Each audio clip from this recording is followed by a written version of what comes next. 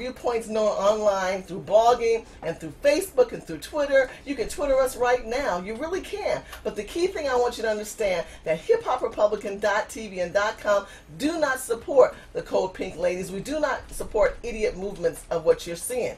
The Black Tea Party, let me address you real quick. There are some Black Tea Party like Lloyd out there. He has stated on Black Tea Party events that he is not black, that he is not African American, that he is an American.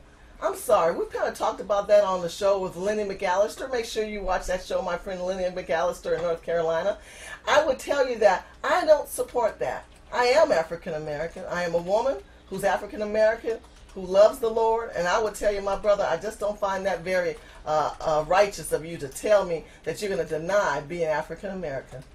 Mario, what do you feel about that? These people who are denying that African American heritage, but just calling themselves just an American. You know, it's such a personal issue, Shirley, and I'm more like you. I don't define myself by countries. Actually, I think there's danger in patriotism.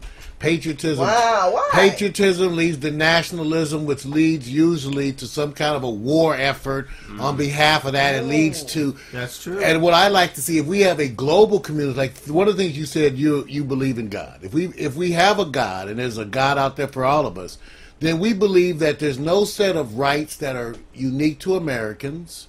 And you hear people cling to this all the time, saying they shouldn't get treated that way. They're not citizens. I go like, if you are a believer in God, then you believe that we are all one and we should all have the same justice. It's not supposed to be a different justice in Africa or a different justice in America. And it's okay to identify yourself with your own culture. It depends to what extent. I'm with you, Shirley. I was black and claimed being black most of my life, and way longer than I ever claimed being American. This has become an interesting issue for us in the younger generation now. Okay. Because nowadays we're a little more integrated. The school I go to, we don't look too much at race. And I know a lot of the times, probably back in your guys' day and my brother's day, who's only 21 now, you had those pockets of group where it was, oh, this is my clique and this is my clique, and then they had the black people clique. That's not so much big nowadays, where we've become a lot more mixed. And so our thoughts have become a little bit more towards, yes, we need to recollect and say, okay, there was history of the black and the whites and the Mexicans. You all come from different places. But at the same time, we tend not to focus on it. We tend to focus on the now nowadays, where we have our own history. We have the Civil War, and we have things like that to look back upon.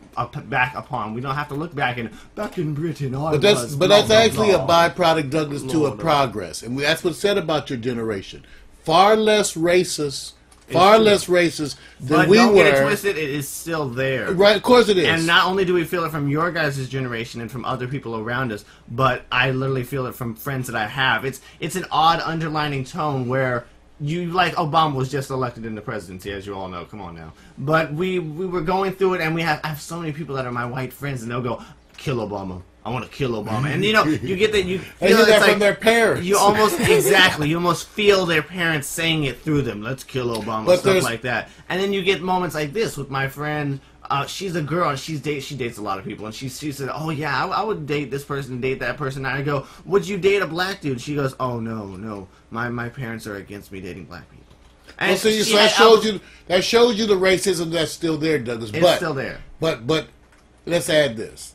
The price that's paid for not having the degree of racism in your generation also comes with the fact that there's not the same degree of cultural identification. Like you said, you don't identify yourself. You don't feel compelled to go, I'm black and I'm proud. No. I'm black and I'm proud. No, whereas in my era, that was a revolutionary. When I was 13, to say I'm black and I'm proud was so revolutionary, you could get killed. Now you could literally die for saying that. We still feel the pressure that if someone comes up to us and insults our race or insults our heritage and stuff like that, we still feel the need to stand up and say, no, that's wrong. We don't stand up and say, I'm black and I'm proud, but we definitely stand up and say, no, know that's stupid. You need to shut up right now. And we will all, and not, the thing is, it's become really nice where all of our friends will do that. And it's not becoming a, I'm black and a proud thing, it becomes a general, we're a people and we do not appreciate your prejudice, whether it's towards Mexicans or whites or things like that. And that's what we're seeing more of too, y'all. We're seeing more of that.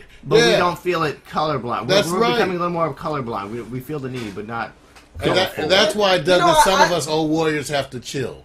See, that's the part of the problem with people like me too. Really, sometimes we're still in the past. I'll admit it. You guys, I'm still in '69. I'm still 1969. Okay, right there. 21 years old. Let me ask you something, Douglas. Do we overcomplicate the issues as adults? Sometimes you do. Yeah, we do. It's true. It gets so caught up in our time, and I'm gonna use an analogy that has nothing to do with your time. When I was in college, we had Prop 13. No matter how the landscape was changed with that, at the time I didn't give a damn. It didn't matter to me. I was 20, 21. It was too overcomplicated. So the part that I get is that I listened to this show because you were trying to tell us and the viewers, you guys need to know how to talk to us, and you guys don't know how. Yeah. Or you could take it this way. The powers that be that run this world know all of these problems. That's why they sit back and laugh. Because they know damn well it's damn near impossible to mobilize the communities out there to do anything constructive. Meanwhile, on a daily basis, they run this world.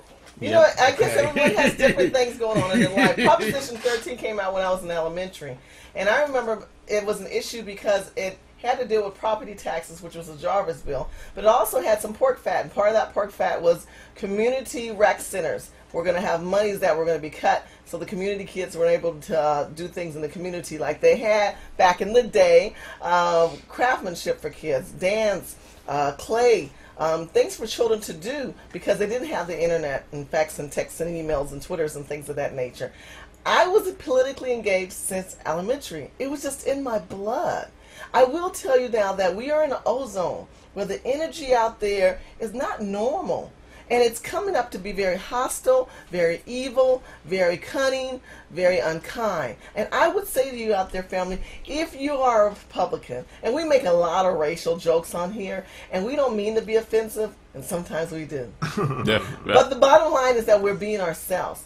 And it's okay to be that way. But you still have to respect your fellow man. You still have to remember that when it comes to war, when it comes to America, loyalty, capitalism, self-patriot, we want you to respect your fellow man. We want you to identify as Republicans. We want you to do well in this country. But with the hatred of white, black, Italian, Jewish people, we don't want that type of America anymore. We are transformed. We are forward thinkers. We are go-getters. When you go to hiphoprepublican.tv and .com, you'll see on the column on the right-hand side, we have Armenian, Italian, Jewish, gay, French, black, Mexican, Republicans, Asian, Republicans. Guess what? We come in different facets.